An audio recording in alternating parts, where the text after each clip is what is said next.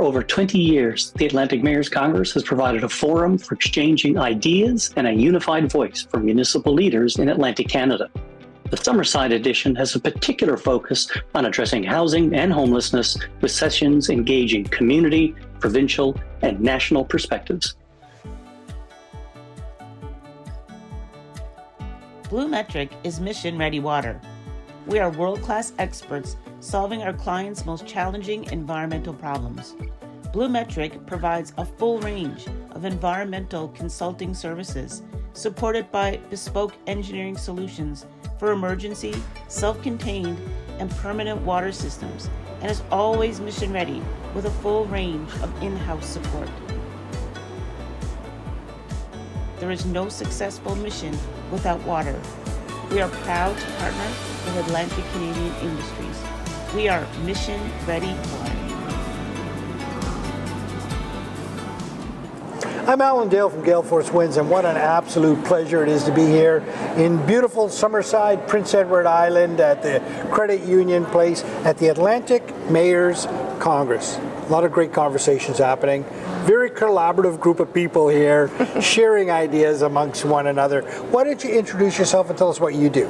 Sure. My name is Isabelle. I'm a councillor with the City of Mount Pearl, and this is my 4th Atlantic Mayors Congress. I'm here representing our Mayor, Dave Aker, who was unable to attend, and I just love these meetings. They're so valuable. Is that right? And what's so valuable about them? Is it the collaborative nature of what's going on here?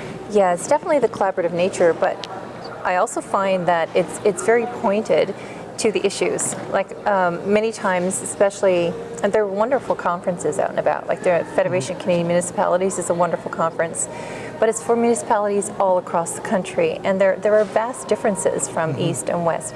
The Atlantic Mayors focuses on the Atlantic region, and it's pointed to the issues that are important and significant. It's almost like it takes away all of the other stuff, and it just goes right to the core of what we want to talk about. Okay. And I also love the discussions and the fact-finding and sharing of information and just discussions to try and find a way to the solution. You don't always find a solution, but at least the conversations happen. Now, Mount Pearl. Tell me a little bit about Mount Pearl and all the big things that are happening there at the moment. Mount Pearl is a wonderful place to be. It's a wonderful place to live.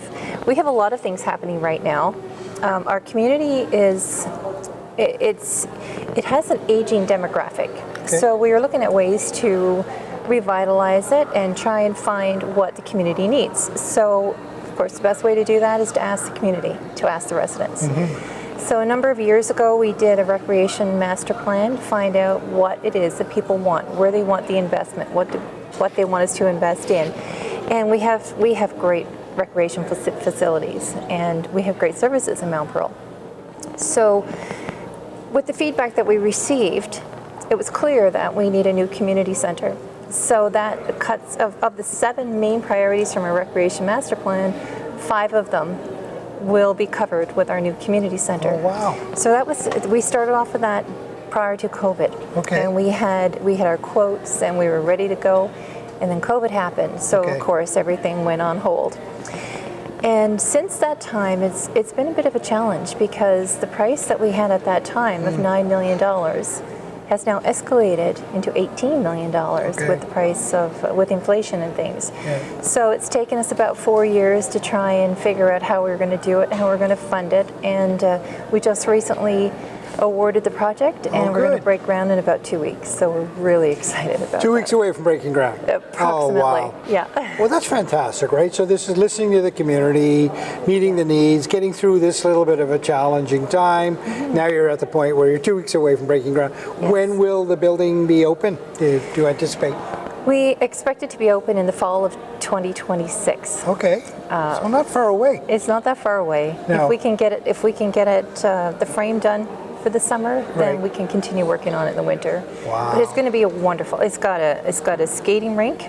It's got an ice surface that also is a splash pad. So in the summertime we have a splash pad. In the wintertime we take all of the parts, we store the parts, and then we make it into an ice rink. Oh, wow. And it's an outdoor facility. It's going to be great for the community. And one of the things that we're really proud of in Mount Pearl, of course, is our community spirit. So this is a place where everybody can gather and have events. It's a space that people can actually get married in, and it's just beautiful. We're so excited about that one. Wow. I often ask people that come on the show, and it might be a little unfair after you're telling me that, but what is one big success story that you can think of in Mount Pearl right now? Is it that, or is there something else? Oh,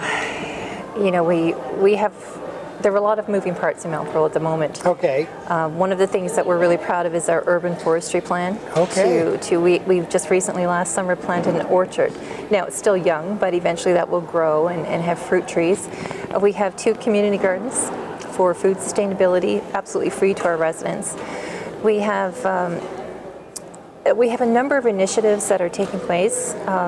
But I think the thing that I'm most proud of, and that most residents of Mount Pearl, besides the snow clearing, because we have state-of-the-art snow clearing, second to none, is our community spirit and our community pride. Is that right? And you can't take that for granted. You have to invest in that. So we have 2 events coordinators, and we have different events, and we have a lot of community engagement, and we have wonderful community groups, and of course their contributions are so valuable. And that's what a community is. It's made up of its people.